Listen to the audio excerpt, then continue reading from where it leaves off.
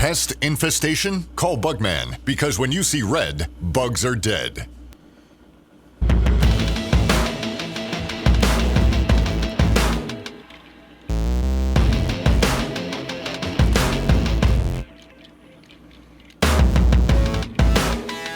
All right, it is December the 4th, Thursday, December the 4th, and I wanted to get on and do a quick podcast. I did not do one on Tuesday. We were waiting for the new poll to come out. We'll discuss that.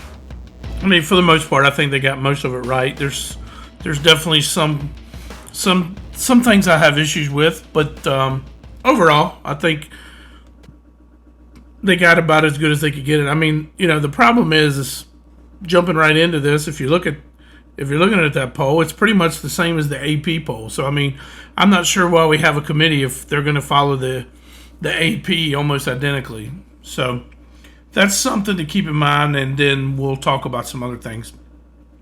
Start off with the coaches. So, LSU got their guy, Lane Kiffin, if you're under a rock and you have not heard, is going to LSU. Tulane's coach is now going to Florida. South Florida's coach is now going to Arkansas. Obviously, Franklin went to Virginia Tech. North Texas's coach is going to Oklahoma State. Seems like JMU's coach is going to UCLA. Well, it's not seemed. He is. Because JMU's getting ready to hire Florida's old coach, Billy Napier, which is a home run hire for JMU. And if we'll get into recruiting here in a little bit, obviously it was a home run hire for Virginia Tech. But there's one team out there that still doesn't have a team, that still doesn't have a coach. They were the first school to let their coach go, and they still don't have a coach. Penn State. Like, what are you doing? Like, this is what I talked about. I had a rant, I don't know, probably a week or so after, about how Penn State thinks they're elitist. They're elitist. They think they're one of the blue bloods of the college football world, and college football it's not. Okay, it's not. That's why so many people have turned down Penn State's job thus far. They're going to end up with Matt Campbell, mark it down, from Iowa State. You could have had Matt Campbell probably 3 weeks ago, because Matt Campbell lost 5-6 games from Iowa State. Now, I will say this. I think Matt Campbell is a good coach. He has done a great job at Iowa State.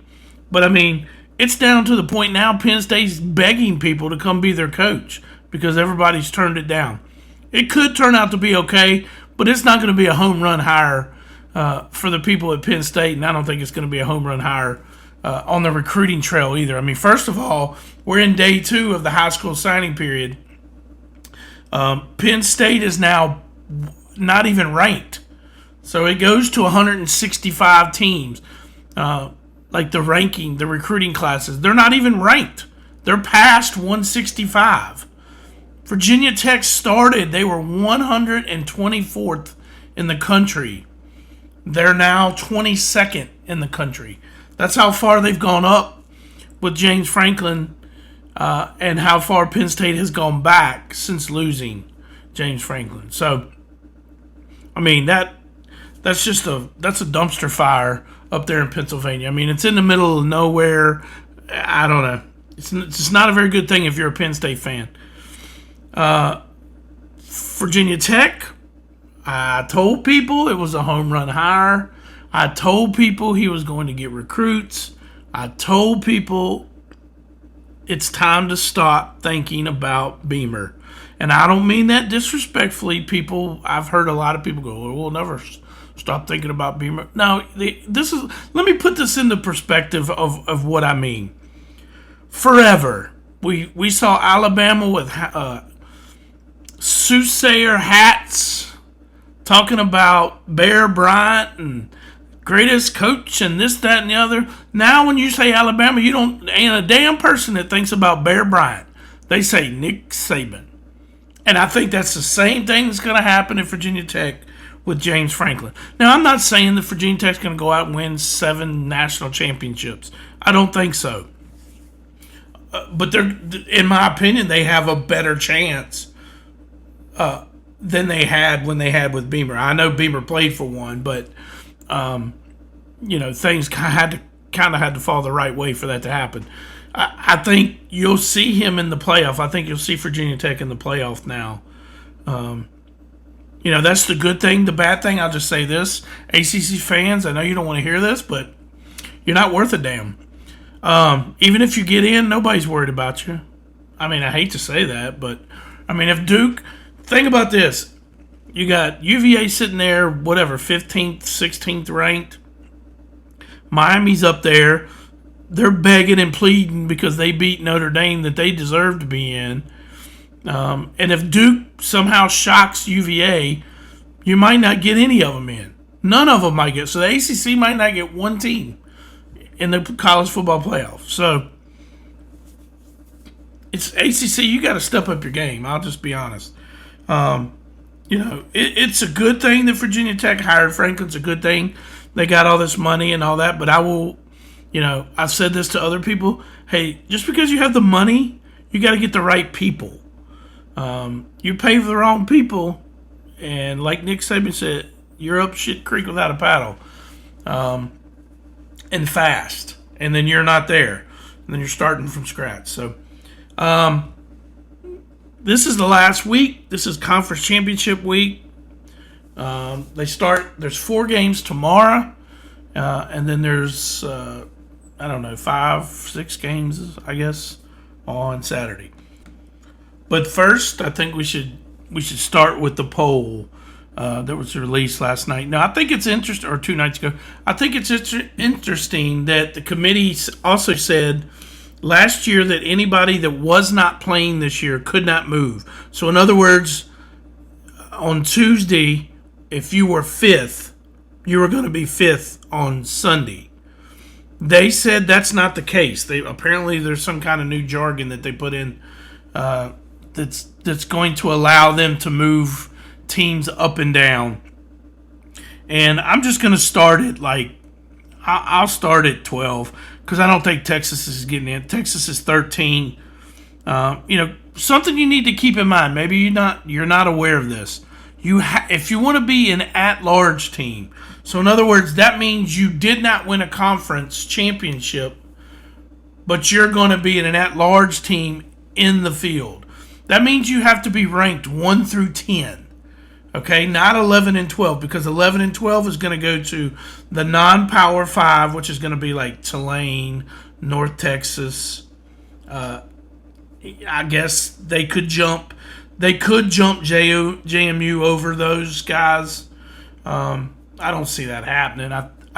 In order for JMU to get into the college football playoff, they need Duke to win. So keep that in mind. You need to be in the top 10. So we'll start at 12. And I think it's interesting. The last couple of weeks, they've moved Miami up. Miami was sitting at like 16, something like that, probably 3 weeks ago. Then they moved them up a couple of spots, and then he moved them up. So this week, they're 12. They're 12. They're not playing this week. BYU is 11. BYU is playing Texas Tech. In this poll, Texas Tech is 4.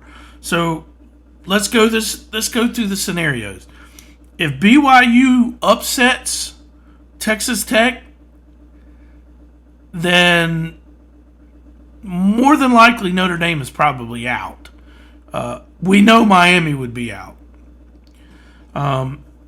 So if you don't want Notre Dame in, you want to cheer for BYU. Now, these two played earlier in the year, and the score was 29-7. I mean, BYU could not.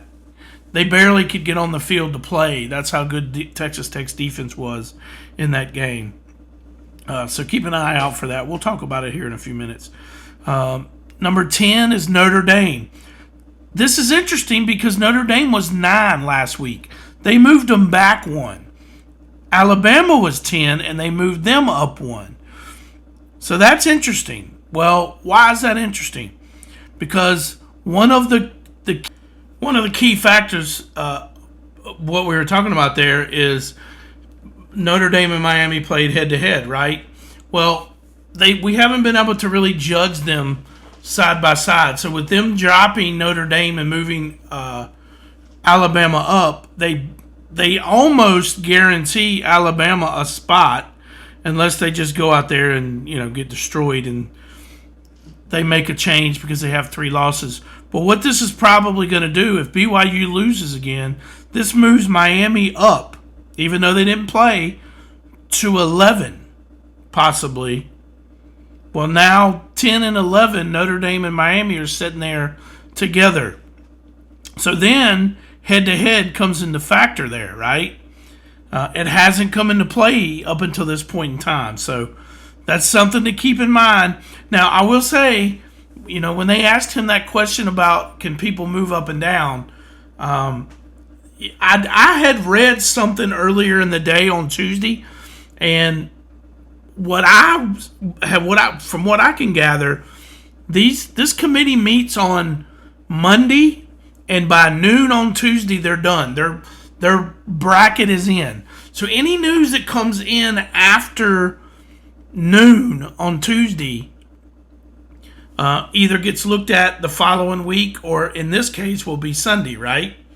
And why is that a big deal? Well, that's a big deal for a couple reasons.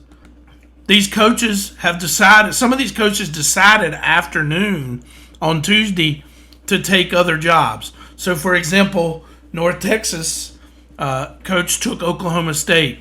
Tulane's coach is taking Florida.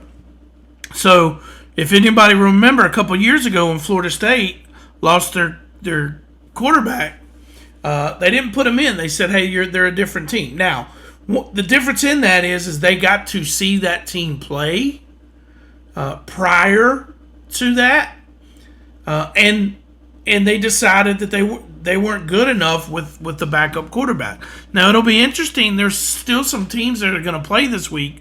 Tulane, North Texas, both. They're going to have their coaches. For the most part, all the coaches are staying except for Ole Miss. We'll get to that in a few minutes, which makes zero sense. But it also gives a little bit of clarity. Lane Kiffin said that they're going to let the offensive coordinator come back to Ole Miss and coach. Well, that information came out after noon on Tuesday, which could be a telling factor of where they think they're going to play, where they're going to rank them next week. But I could definitely see some switching at the end of the year, because ultimately at the end of the year they need to. They're not looking at just this last week's ranking or just this last week. What they're going to do is they're going to put these on paper, and they're going to say, well, based upon this strength of schedule, based this team should be 1, this team should be 2. This eye test is something in there. So anyway, Miami's 9, Oklahoma is 8. I don't know that there'll be much movement there unless Alabama wins. Then Alabama will definitely move up. Georgia will drop, probably not much. They might drop 1 or 2, depending on how that game goes. So that could affect teams like, Texas Tech, Texas Tech probably not, but Oregon, Ole Miss, A&M. It could affect them. They might jump back 1. Number 7 this week is A&M. So they went from 3 to 7. And, I don't like it. I don't like the fact that they went from 3 to 7. They lost by 10 points on the road to a top 15 team. Also their rival. Now, I get it. They didn't look that great in that game. But, I don't know how you drop 4 spots to behind the number 1, or you're the last 1-loss team, when all of your strength of record, all of your strength of schedule, all of that is better than Ole Miss, is better than Oregon, and is better than Texas Tech. Hopefully that clears itself up on Sunday. What are we arguing about? We're arguing about a spot or two. I mean, either way, obviously you want your team to have the easier route, but either way, you know what? At the end of the day, you got to play. You're going to have to play two football teams and two football games, and you're in the playoff. Either you're good enough or you're not. So I'm not super upset about it. I think it's a kind of a BS call to lose all of your offensive coaches, your head coach, and then put them ahead of a team. I don't know. That doesn't seem right. Ole Miss is 6. Oregon is 5. Texas Tech is 4. Georgia is 3. Indiana is 2. And Ohio State is 1. What do I think is going to happen on Sunday? I think Ohio State and Indiana is going to be a close game. Therefore, unless Georgia wins and wins 10 to 14 points over Alabama, I'm not sure if 1 and 2 will change. In other words, if Ohio State wins, they'll probably stay 1 and Indiana could stay 2. If Indiana wins, Ohio State will definitely stay 2. So they could look at Georgia and say, hey, they played an extra game against a top 9 opponent. They beat them. They beat them by 12 or 14 points, and they can move them to 2. I'm not sure that, keeping in mind Ohio State and Indiana have 1 loss, I'm not sure that either one of those will drop from 1 and 2. Now the question is, can Texas Tech jump ahead of Georgia? If Texas Tech goes out and does the same thing, now they've only got 1 loss. Georgia has their 1 loss too. But if Georgia struggles and Texas Tech wins big, because keeping in mind BYU's 11, Alabama's 9, so that's still a good win for Texas Tech. Will they jump Georgia? Probably not. So I would think that 1, 2, 3, 4, they're gonna be 1, 2, 3, 4 somehow, some way in there.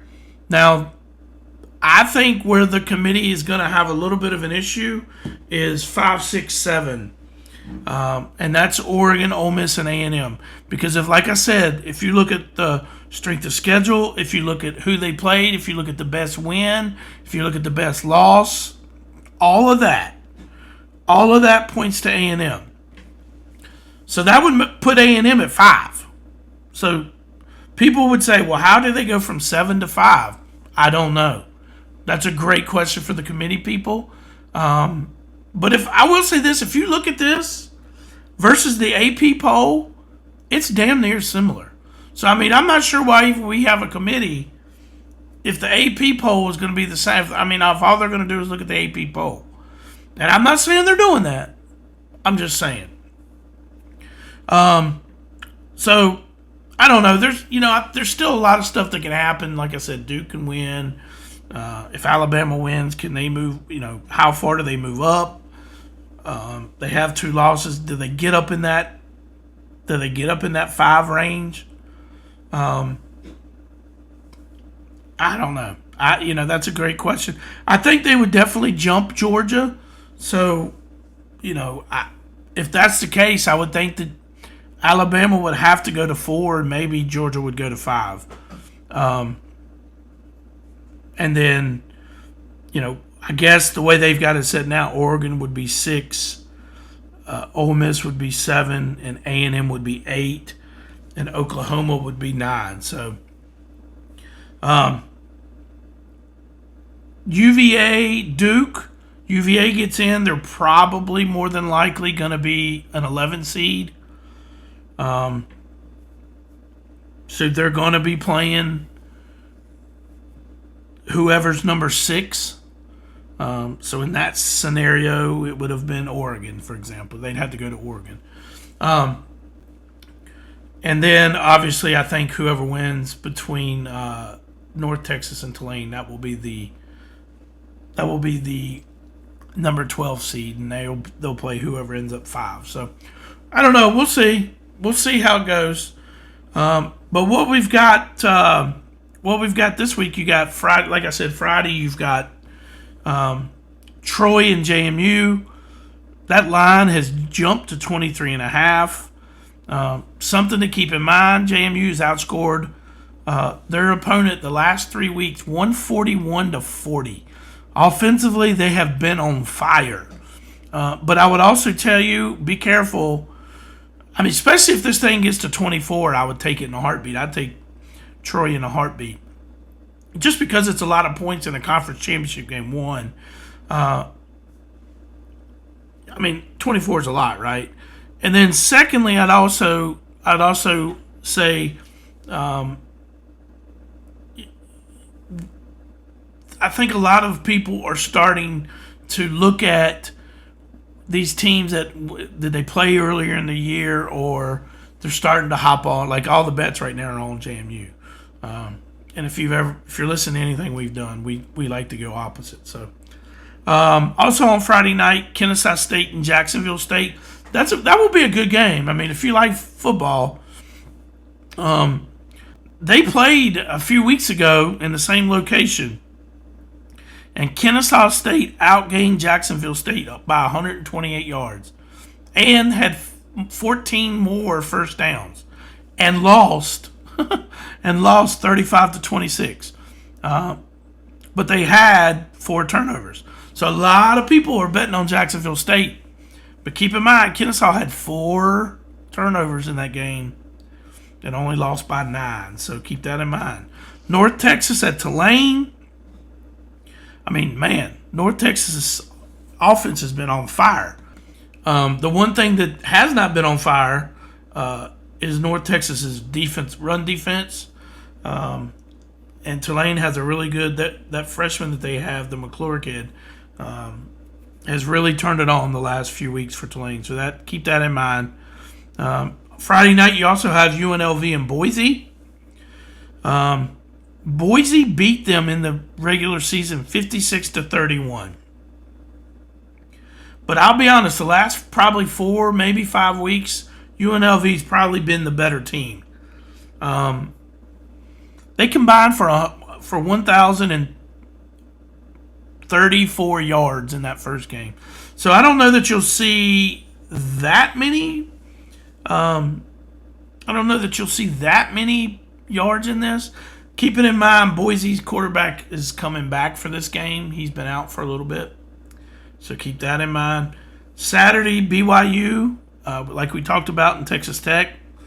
29-7, they beat them. Texas Tech beat them earlier in the year.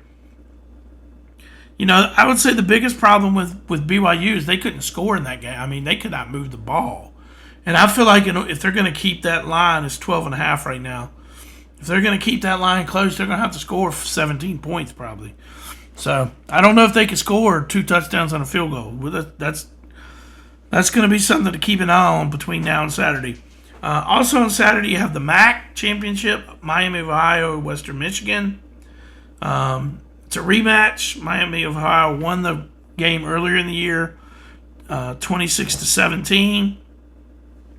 But the weird thing about Miami of Ohio, they won that game, and then their quarterback opted out to go focus on the NFL draft. So now the quarterback that's come in has played well too for them, obviously, but that's something to keep in mind. So it's not going to be necessarily the same game. Also, you got SEC this week, Georgia, Bama. Bama's won the last 3 meetings. The line has shot up a point or two. It's up to Georgia minus 2.5. This is somewhat of a home game because it's in Atlanta, so I could see why Georgia's getting a little bit of a bump there.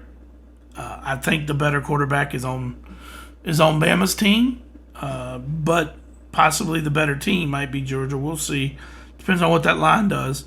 And then Indiana at Ohio State. If you remember, everybody's going to remember this. Indiana's lost 1 game in the regular season the last 2 years. That was last year when they played Ohio State and got boat raced. And then everybody said, see, we told you they don't play anybody. Well, I think the same thing's going to happen this year. I mean, I think Ohio State will win. I don't think they'll boat race Indiana. I think Indiana has a better team, a better quarterback, a better defense this year than they had last year. The question is, are those receivers for Ohio State 100% healthy? We'll have to wait and see. And then, obviously, we have Duke and UVA. The running back for UVA is key here, I think. If he gets to 100 yards, I think UVA wins this thing going away. UVA won it pretty easily in the regular season. But I would say this also. I think the best player on the field is the Tulane quarterback. Whatever that's worth. I think he might be the best player, but keeping in mind, I think the best unit on the field might be UVA's defense. So that'll be interesting. I think this game will be a lot closer than that first game. In fact, the line's 3.5. UVA minus 3.5. I do not like that half on Thursday afternoon, Thursday night. I don't like that half. If I leaned right now, I'd take UVA minus the 3.5, but I sure would like it more at 3. It just has that feeling, that return game feeling, if you will. So, anyway, this is probably our longest podcast of the year. We're 26, 27 minutes into this. We'll let you go. We'll catch you after the playoff and after the championship games, and when the dust settles a little bit, we'll come back for kind of our last one of the quote unquote regular season. Then we'll talk, throughout the playoffs and bowl games. We'll do some talking too. So anyway, thanks for listening. We'll get you next time.